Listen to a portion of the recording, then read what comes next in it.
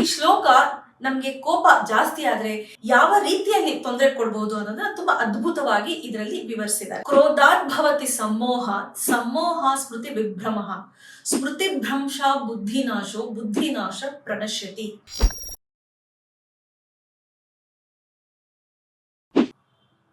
ನಮಸ್ತೆ. ನಮ್ಮೆಲ್ಲರಿಗೂ 4 ಮೂಲಭೂತ ಭಾವನೆಗಳು ಇದ್ದೇ ಇರುತ್ತೆ. ಅಂದ್ರೆ 4 ಬೇಸಿಕ್ ಎಮೋಷನ್ಸ್. ಅದ್ಯಾವುದು ಅಂತಂದ್ರೆ ಸಂತೋಷ, ದುಃಖ, ಭಯ ಮತ್ತು ಕೋಪ. ಈ 4 ಭಾವನೆಗಳು ಪ್ರತಿಯೊಬ್ಬರಲ್ಲೂ ಇದ್ದೇ ಇರಬೇಕು. ಆದ್ರೆ ಇದು ಒಂದು ಲಿಮಿಟ್ ಅಲ್ಲಿ ಇರಬೇಕು. ಅಂದ್ರೆ ನಮ್ಮ ಒಂದು ಕಂಟ್ರೋಲ್ ಅಲ್ಲಿ ಇರಬೇಕು. ಇದು ಅತಿರೇಕಕ್ಕೆ ಹೋದಾಗ ಇದನ್ನ ನಿಭಾಯಿಸಲು ನಮ್ಗೆ ಕಷ್ಟ ಆಗುತ್ತೆ. ಅಂದ್ರೆ ನಮ್ಗೆ ನಮ್ಮ ಎಮೋಷನ್ಸ್ ಏನಿರುತ್ತೆ ಇದನ್ನ ಕಂಟ್ರೋಲ್ ಮಾಡೋದಕ್ಕೆ ಕಷ್ಟ ಆಗುತ್ತೆ. ಇದು ನಮ್ಗೆ ಹೇಗೆ ಗೊತ್ತಾಗುತ್ತೆ ಅಂತಂದ್ರೆ ನಮ್ಮ ಒಂದು ಸ್ವಭಾವದಲ್ಲಿ, ಒಂದು ನಡತೆಯಲ್ಲಿ ಒಂದಿಷ್ಟು ಬದಲಾವಣೆಗಳಾಗುತ್ತೆ. ಆ ಬದಲಾವಣೆಗಳಾದಾಗ ನಾವ್ ಇದನ್ನ ಗುರುತಿಸಬಹುದು. ಇವತ್ತಿನ ಈ ಸಂಚಿಕೆಯಲ್ಲಿ ನಮ್ಗೆ ಕೋಪ ಜಾಸ್ತಿ ಆದಾಗ ನಮ್ಮಲ್ಲಿ ಯಾವ ತರ ಬದಲಾವಣೆಗಳಾಗುತ್ತೆ, ಜೊತೆಗೆ ನಮ್ಗೆ ಅದನ್ನ ಕಂಟ್ರೋಲ್ ಮಾಡೋದಕ್ಕೆ ಎಷ್ಟು ಕಷ್ಟ ಆಗುತ್ತೆ, ನಮ್ಮ ಸುತ್ತಮುತ್ತ ಇರೋ ಜನಗಳಿಗೂ ಸಹಿತ ಅದನ್ನ ಎದುರಿಸೋದಕ್ಕೆ ಎಷ್ಟು ಕಷ್ಟ ಆಗುತ್ತೆ.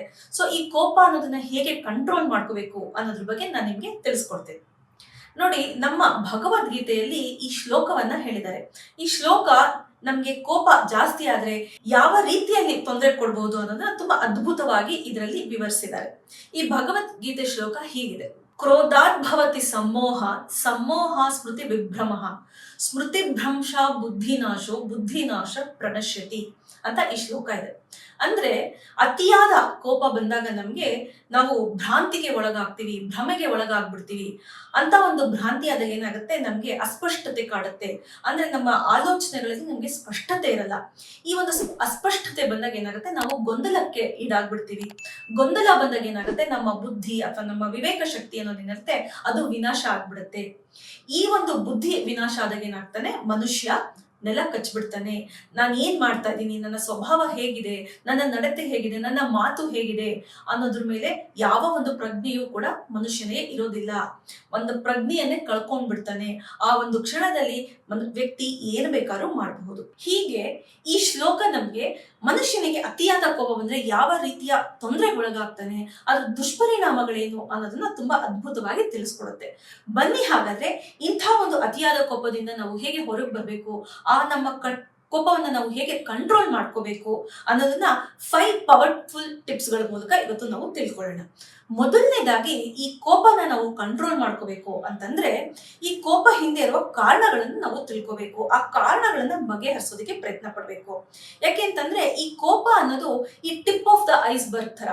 ಹೇಗೆ ಅಂದ್ರೆ ನೀರಿನಲ್ಲಿ ಆ ತುದಿ ಇರುತ್ತಲ್ಲ, ಮಂಜುಗಡ್ಡೆಯ ತುದಿ ಹೇಗೆ ನಮ್ಗೆ ಮೇಲ್ಭಾಗದಲ್ಲಿ ಕಾಣಿಸುತ್ತೆ, ಆದ್ರೆ ಒಳಗಿರುವ ಭಾಗ ನಮ್ಗೆ ಕಾಣಿಸೋದಿಲ್ಲ. ಆ ಒಳಗಿರುವ ಭಾಗ ಆಕ್ಚುಲಿ ಇನ್ನೂ ಜಾಸ್ತಿ ಇರುತ್ತೆ, ತುಂಬಾ ಡೀಪ್ ಆಗಿರುತ್ತೆ. ಹಾಗೆ ಕೋಪ ಕೂಡ ಮನುಷ್ಯನ ಆ ಮಾತಿನಲ್ಲಿ ಅಥವಾ ನಡತೆಯಲ್ಲಿ ಮೇಲ್ಭಾಗದಲ್ಲಿ ಆ ಕೋಪದ ಮೂಲಕ ಒಂದಿಷ್ಟು ಕಾಣುತ್ತೆ. ಆದ್ರೆ ಆ ಕೋಪದಿಂದ ಇರುವ ಕಾರಣ ಅದೆಷ್ಟು ಡೀಪ್ ರೂಟೆಡ್ ಆಗಿದೆ ಅನ್ನೋದು ನಮ್ಗೆ ಕಾಣೋದಿಲ್ಲ. ಸೊ ಈ ಕಾರಣಗಳನ್ನ ನಾವು ತಿಳ್ಕೋಬೇಕು, ಅದನ್ನ ಬಗೆಹರಿಸೋದಕ್ಕೆ ಪ್ರಯತ್ನ ಪಡ್ಬೇಕು. ಉದಾಹರಣೆಗೆ, ಒಬ್ರೊಬ್ರಿಗೆ ಕೋಪದ ಹಿಂದೆ ತುಂಬಾ ನೋವಿರಬಹುದು, ಹತಾಶೆ ಇರಬಹುದು, ಭಯ ಇರಬಹುದು, ಇಲ್ಲ ಅಧಿಕಾರಕ್ಕೋಸ್ಕರ ಕೋಪ ತೋರಿಸ್ತಾ ಇರಬಹುದು ಅಲ್ವಾ. ಸೊ ಈ ಕಾರಣಗಳೇನು ಅಂತ ತಿಳ್ಕೊಂಡು ಆ ಕಾರಣಗಳನ್ನ ಬಗೆಹರಿಸೋದಕ್ಕೆ ಪ್ರಯತ್ನ ಪಡ್ಬೇಕು. ಆ ಕಾರಣಗಳನ್ನ ಬಗೆಹರಿಸಿದಾಗ ಆ ಕೋಪನ ನಾವು ಕಂಟ್ರೋಲ್ ಮಾಡ್ಕೊಳ್ಳೋದಕ್ಕೆ ಸುಲಭ ಆಗುತ್ತೆ. ಇನ್ನು ಎರಡನೇದೇನಪ್ಪಾ ಅಂತಂದ್ರೆ, ಈ ಅತಿಯಾದ ಕೋಪ ಬಂದಾಗ ನಾವು ಒಂದಿಷ್ಟು ಮಾತುಗಳನ್ನ ಆಡ್ತೀವಿ, ನಮ್ಮ ನಡತೆಗಳ ಮೂಲಕ ನಮ್ಮ ಕೋಪವನ್ನ ತೋರಿಸ್ಕೊಂಡ್ಬಿಡ್ತೀವಿ. ಆದ್ರೆ ಇದ್ರ ಪರಿಣಾಮ ಏನಾಗುತ್ತೆ ಅನ್ನೋದ್ರ ಬಗ್ಗೆ ಯೋಚನೆ ಮಾಡೋದನ್ನ ಮರಿತೀವಿ.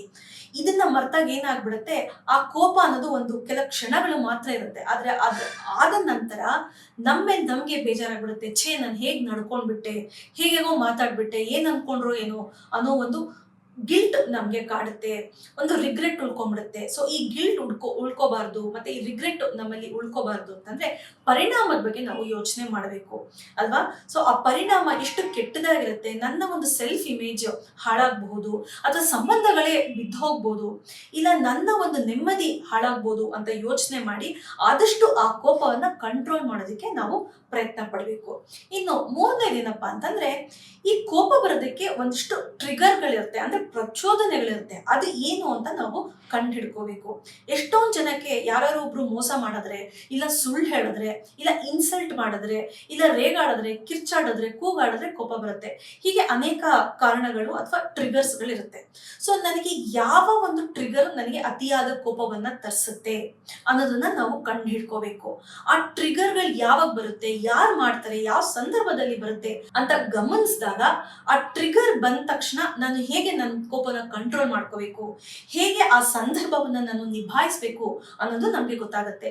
ಸೊ ಆ ಕಾರಣಕ್ಕೆ ಈ ಟ್ರಿಗರ್ಗಳು ನನ್ನ ಒಂದು ಆಂಗರ್ಗೆ ಯಾವ ಟ್ರಿಗರ್ಗಳು ನನ್ನನ್ನ ಪ್ರವೋಕ್ ಮಾಡುತ್ತವೆ ಅನ್ನೋದನ್ನ ನಾವು ಕಂಡು ಹಿಡ್ಕೊಂಡಾಗ ನಮ್ಮ ಕೋಪವನ್ನ ನಾವು ತುಂಬಾ ಚೆನ್ನಾಗಿ ಕಂಟ್ರೋಲ್ ಮಾಡ್ಕೋಬಹುದು. ಇನ್ನು ನಾಲ್ಕನೇದೇನಪ್ಪಾ ಅಂತಂದ್ರೆ, ಈ ಕೋಪ ಅನ್ನೋದು ಬರುತ್ತಲ್ಲ, ಎಸ್ಪೆಷಲಿ ಅತಿಯಾದ ಕೋಪ, ಇದು ಜಾಸ್ತಿ ಹೊತ್ತು ಇರೋದಿಲ್ಲ, ಕೇವಲ 90 ಸೆಕೆಂಡ್ಸ್ ಮಾತ್ರ ಇರುತ್ತೆ. ಇದು ಸೈಂಟಿಫಿಕ್ ಸ್ಟಡೀಸ್ ಹೇಳುವಂತ ಒಂದು ಮಾಹಿತಿ. ಸೊ ಈ 90 ಸೆಕೆಂಡ್ಸ್ ಮಾತ್ರ ಈ ಅತಿಯಾದ ಕೋಪ ಇರುತ್ತೆ. ಆ 90 ಸೆಕೆಂಡ್ಸ್ ಆದ ತಕ್ಷಣ ನಮ್ಮ ಕೋಪ ಕಡಿಮೆ ಆಗ್ತಾ ಹೋಗುತ್ತೆ. ಇದನ್ನ ನಾವು ಯಾವಾಗ್ಲೂ ಗಮನದಲ್ಲಿ ಇಟ್ಕೊಳ್ಬೇಕು. ಆ 90 ಸೆಕೆಂಡ್ಸ್ ನಾವು ಪಾಸ್ ಮಾಡ್ಬಿಟ್ರೆ, ಅವಾಯ್ಡ್ ಮಾಡ್ಬಿಟ್ರೆ, ಅದರಿಂದ ಆಗೋ ತೊಂದರೆ ಮತ್ತೆ ದುಷ್ಪರಿಣಾಮ ಮತ್ತೆ ಅದರಿಂದ ಆಗೋ ಒಂದು ಕೆಟ್ಟ ಪರಿಣಾಮವನ್ನ ನಾವು ತಪ್ಪಿಸ್ಕೋಬಹುದು. ಸೊ ಈ 90 ಸೆಕೆಂಡ್ಸ್ ನಾವು ಹೇಗೆ ತಪ್ಪಿಸ್ಕೊಳ್ಳೋದು ಅಂತಂದ್ರೆ, ಆ ಒಂದು ಕ್ಷಣ ನಮ್ಗೆ ಗೊತ್ತಾಗುತ್ತೆ, ಓಹೋ ಇಲ್ಲಿ ಟ್ರಿಗರ್ ಆಯ್ತು, ನನಗೆ ಕೋಪ ಬರುತ್ತೆ ಅಂತ ನಮ್ಗೆ ಒಂದು ಗೊತ್ತಾಗುತ್ತೆ. ಒಂದು ಎಚ್ಚರಿಕೆಯ ಗಂಟೆ ಹೊಡೆಯುತ್ತೆ ನಮ್ಮ ಒಂದು ಮೆದುಳಿನಲ್ಲಿ. ಆಗ ತಕ್ಷಣ ನಾವು ಎಚ್ಚೆತ್ಕೊಂಡು ಏನ್ ಮಾಡ್ಬೇಕು ಅಂದ್ರೆ ಪಾಸ್ ಮಾಡ್ಬಿಡ್ಬೇಕು. ಪಾಸ್ ಅಂದ್ರೆ ಏನೂ ಅಲ್ಲಿ ರಿಯಾಕ್ಷನ್ ಕೊಡಬಾರ್ದು, ರೆಸ್ಪಾಂಡ್ ಮಾಡಬಾರ್ದು, ಸುಮ್ಮನೆ ಇದ್ಬಿಡ್ಬೇಕು. ಒಂದು ಫ್ಯೂ ಸೆಕೆಂಡ್ಸ್ ಪಾಸ್ ಮಾಡಿ ಡೀಪ್ ಆಗಿ ಒಂದು ಬ್ರೀತ್ ಮಾಡ್ಬೇಕು. ಅಂದ್ರೆ ಡೀಪ್ ಆಗಿ ನಾವು ಉಸಿರಾಟ ಮಾಡಿ ನಂತರ ನಿಧಾನವಾಗಿ ಅಲ್ಲಿ ನಾವು ಒಂದು ಪ್ರತಿಕ್ರಿಯೆಯನ್ನ ನೀಡಬೇಕು. ಆಗೇನಾಗುತ್ತೆ, ಈ 90 ಸೆಕೆಂಡ್ಸ್ ಅನ್ನೋದು ಪಾಸ್ ಆಗ್ಬಿಡುತ್ತೆ. ಆ 90 ಸೆಕೆಂಡ್ಸ್ ಪಾಸ್ ಆದ್ರೆ ಆ ಒಂದು ಇಂಟೆನ್ಸಿಟಿ, ಆ ಆಂಗರ್ ಇಂಟೆನ್ಸಿಟಿ ಅನ್ನೋದು ಕಡಿಮೆ ಆಗುತ್ತೆ. ಆಗ ನಾವು ಈ ಕೋಪನ ನಮ್ಮ ಕಂಟ್ರೋಲ್ಗೆ ತಗೊಂಡು ನಿಧಾನವಾಗಿ ಪ್ರತಿಕ್ರಿಯೆಯನ್ನ ಕೊಡಬಹುದು. ಇನ್ನು ಕೊನೆಯ ಟಿಪ್ ಏನಪ್ಪಾ ಅಂತಂದ್ರೆ, ಮೂವ್ ಅವೇ. ಇಂಥ ಒಂದು ಸಂದರ್ಭದಲ್ಲಿ ನೀವು ಇರುವ ಜಾಗವನ್ನು ಬಿಟ್ಟು ಹೊರಗೆ ಹೋಗ್ಬಿಡ್ಬೇಕು. ಹೋಗಿ ಒಂದಿಷ್ಟು ಫ್ರೆಶ್ ಏರ್ನ ತಗೋಬೇಕು, ಇಲ್ಲ ಒಂದು ಲೋಟ ನೀರನ್ನಾರು ಕುಡಿಬೇಕು. ಆಗ ಮನಸ್ಸು ಸಮಾಧಾನಕ್ಕೆ ಬರುತ್ತೆ. ಆ ಒಂದು 90 ಸೆಕೆಂಡ್ಸ್ ಇಂಟೆನ್ಸ್ ಆಂಗರ್ ಏನಿರುತ್ತೆ ಅದರಿಂದನೂ ಕೂಡ ನೀವು ತಪ್ಪಿಸ್ಕೋಬಹುದು.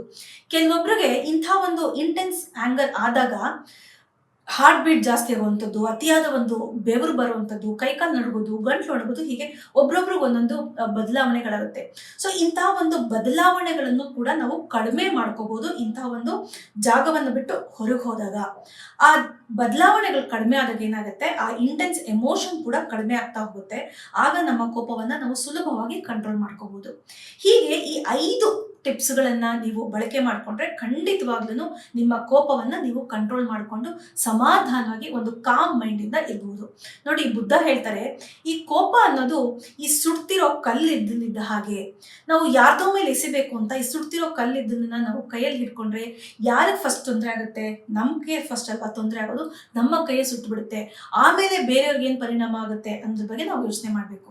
ಹಾಗೆ ಈ ಕೋಪ ಅನ್ನೋದು ಫಸ್ಟ್ ನಮ್ಮನ್ನು ಸುಡುತ್ತೆ, ನಂತರ ಇನ್ನೊಬ್ರಿಗೆ ಅದನ್ನು ಪರಿಣಾಮ ಬೀಳುತ್ತೆ. ಹಾಗಾಗಿ ಫಸ್ಟ್ ನಾವ್ ಇದರಿಂದ ತಪ್ಪಿಸ್ಕೊಳ್ಳೋದಕ್ಕೆ ಪ್ರಯತ್ನ ಪಡಬೇಕು ಅಂತ ಹೇಳ್ತಾ ಇವತ್ತಿನ ಈ ಒಂದು ಸಂಚಿಕೆಯನ್ನ ಮುಗಿಸ್ತಾ ಇದ್ದೀನಿ. Thank you.